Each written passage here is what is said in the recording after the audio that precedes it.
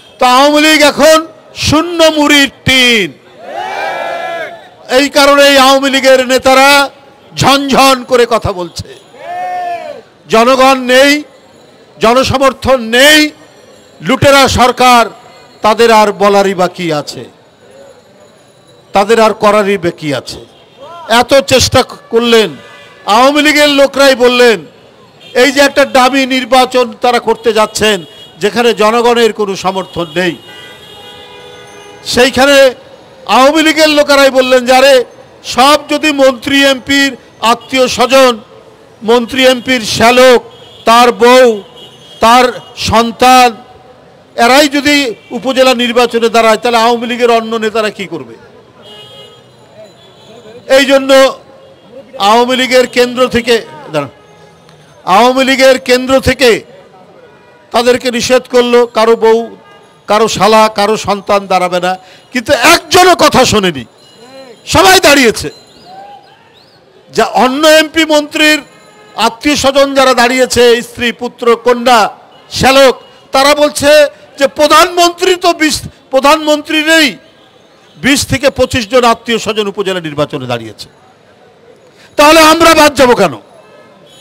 ওরা বাদ যাচ্ছে না এই কারণে প্রধানমন্ত্রীর আত্মীয় স্বজন যদি 20 থেকে 25 জন দাঁড়িয়ে থাকে তাহলে অন্য এমপি, অন্য মন্ত্রী, তাদের আত্মীয় স্বজন, তাদের বউ, বেটি, সন্তান, তারা বাদ যাবে কেন? তারা দাঁড়িয়েছে।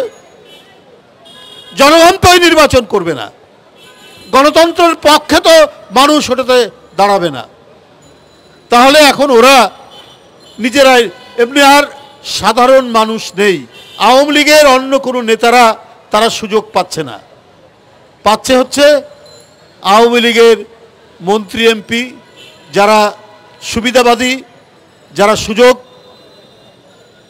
সন্ধানী, অধিকাংশই হচ্ছে ব্যবসায়ী, তারা নমিনেশন কিনছে, রাজনীতি করেন যারা তারা আর নেই।